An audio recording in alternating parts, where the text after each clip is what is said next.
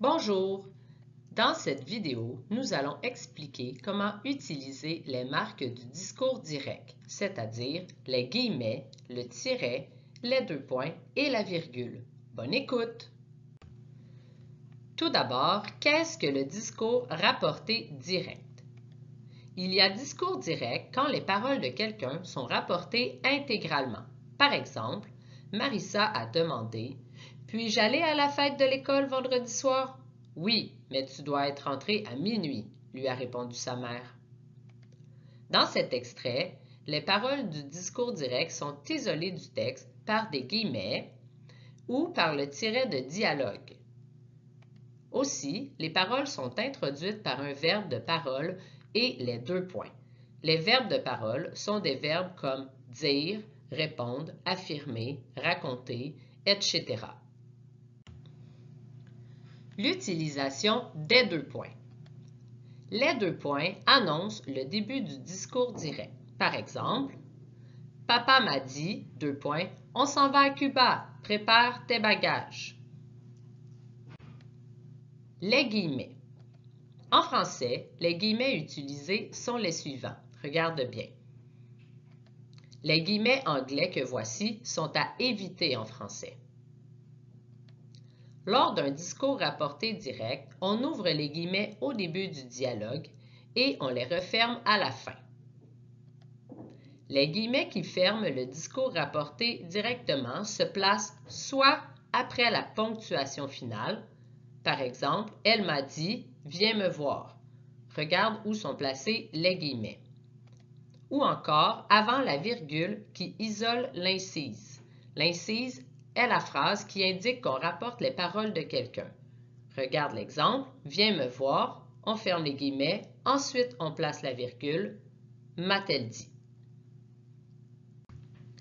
Les tirets de dialogue.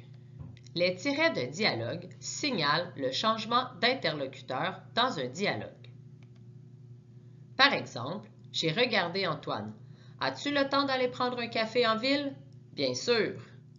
Dans cet exemple, puisqu'il y a seulement deux interlocuteurs, il est évident que celui qui répond bien sûr est Antoine. C'est pourquoi il n'est pas nécessaire de le spécifier. Par contre, lors d'un dialogue à plus de deux interlocuteurs, il est important de spécifier qui parle à chaque nouveau tiret par une phrase incise, c'est-à-dire par une phrase qui indique qui cite les paroles rapportées. Regarde le prochain exemple. Émile demande à ses amis s'ils veulent aller au parc. Évidemment, répond Hugo. Je ne peux pas, je dois étudier, dit tristement Julien. Dans cet exemple, il est important de spécifier qui parle à chaque nouveau tiret de dialogue. La virgule. La virgule se place devant la phrase incise, c'est-à-dire devant la formule qui indique qu'on rapporte les paroles de quelqu'un. Par exemple, « J'espère que tu réussiras ton examen de conduite, virgule, m'a dit Caroline. » Si les paroles rapportées se terminent par un point d'exclamation, un point d'interrogation ou des points de suspension, on ne met pas de virgule avant la phrase incise. Par exemple, « Penses-tu arriver à temps à la réunion? M'a demandé mon patron. » En résumé, lorsqu'il y a un discours direct, on doit utiliser différents signes de ponctuation. Comme dans l'extrait suivant, Pierre demande à Marie « As-tu étudié pour l'examen de grammaire? » « Oui, toute la fin de semaine, » lui répond celle-ci.